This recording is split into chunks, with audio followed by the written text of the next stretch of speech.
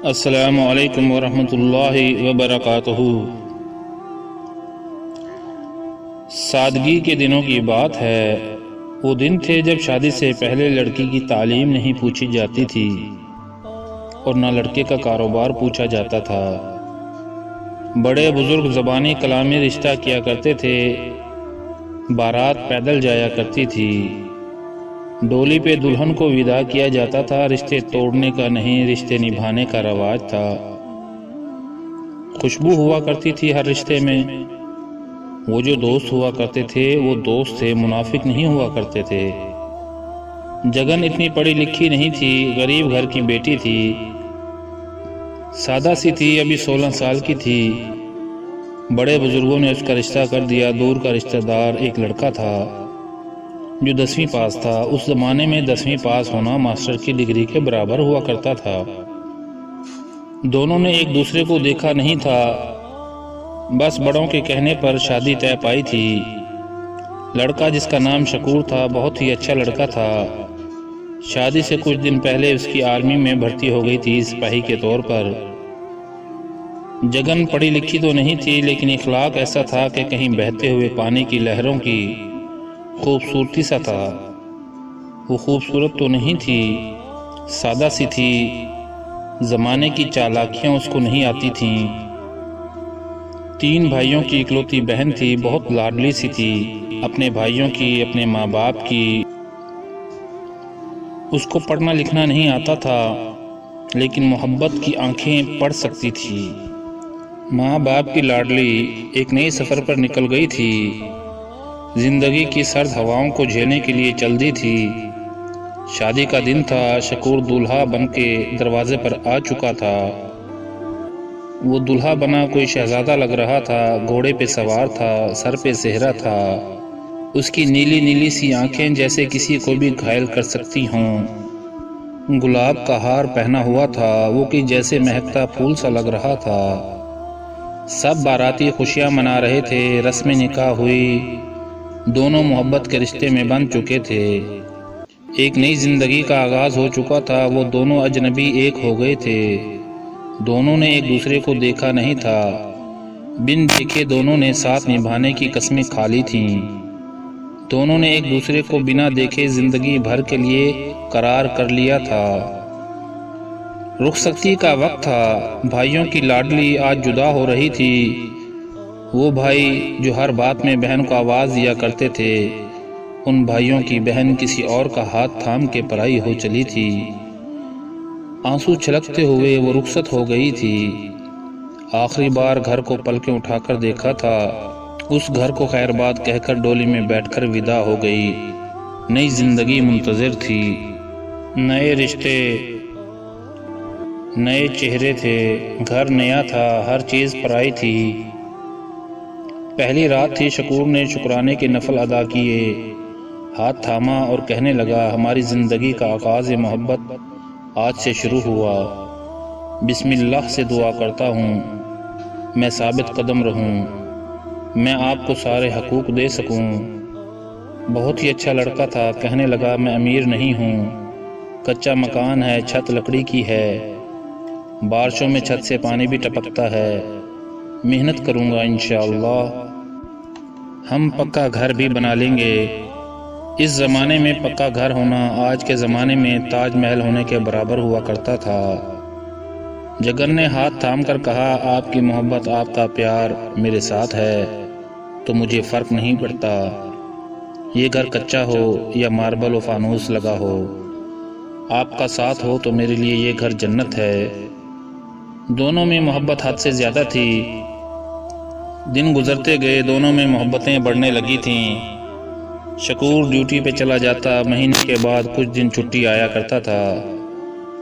جگن کا سجنا سنورنا، انتظار کرنا، وہ اس کچے مکان کو سنوار کے رکھتی تھی۔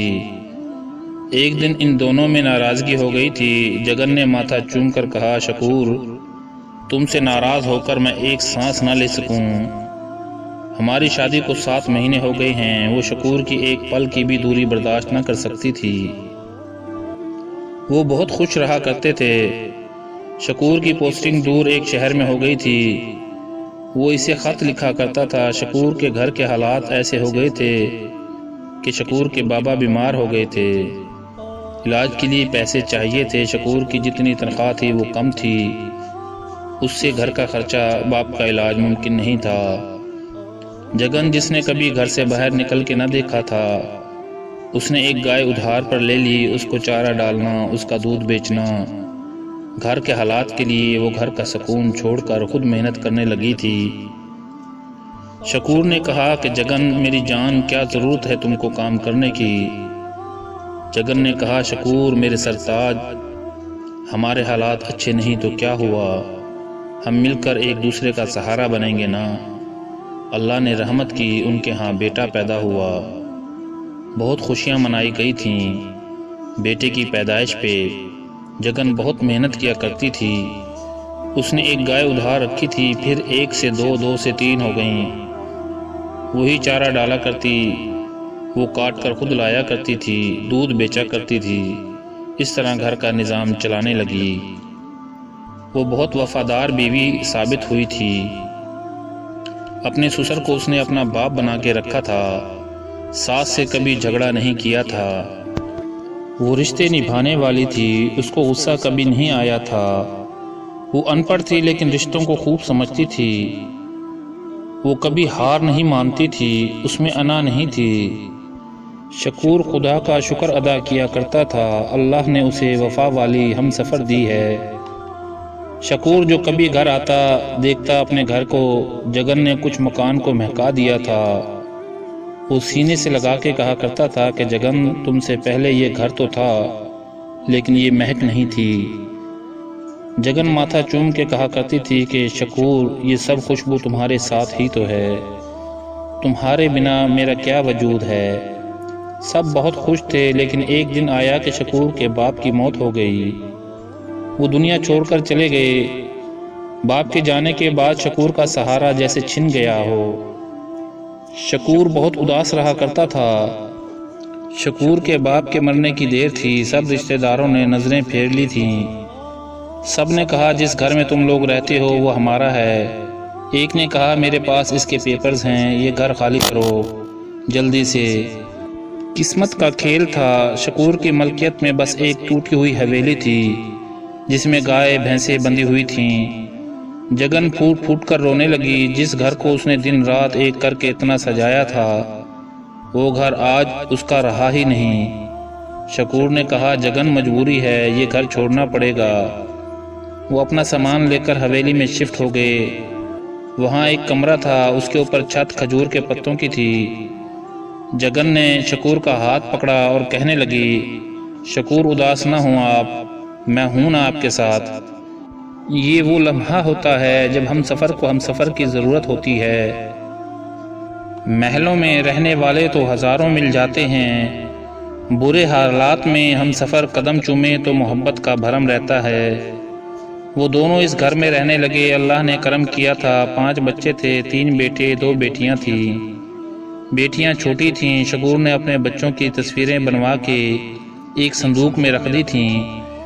کہتا تھا جب بچے جوان ہوں گے، ان کے بچے ہوں گے تو ان کو دکھایا کروں گا، دیکھو تم لوگوں کا باپ کیسا ہوا کرتا تھا۔ اپنے حالات بہت برے تھے، لیکن شکور چاہتا تھا اس کے بچے پڑھ لکھ جائیں، کسی اچھے مقام پر پہنچ جائیں۔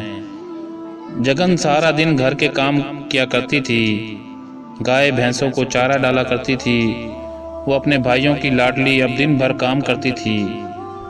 وہ اپنے ہم سفر کے ساتھ قدم سے قدم ملا کر کھڑی رہی۔ شکور کی آرمی میں مدت پوری ہو گئی تھی، آرمی سے ریٹائرڈ ہو گیا تھا۔ گھر آیا، جو پیسے ملے تھے وہ بچوں کی پڑھائی کے لیے علیحدہ رکھ لیے۔ سب رشتہ دار ان کو منہ لگانا گوارا نہیں کرتے تھے، کیونکہ ان کا گھر ٹوٹا پھوٹا تھا۔ ایک کمرہ تھا جس میں 5 بچے شکور اور جگن سویا کرتے تھے۔ بڑا بیٹا 17 سال کا ہو چکا تھا۔ وہ دونوں سب کچھ بھلا کر اپنے بچوں کی پڑھائی پہ دھیان دیتے تھے۔ کوئی بھی رشتہ دار ان کو اپنا نہ کہتا تھا۔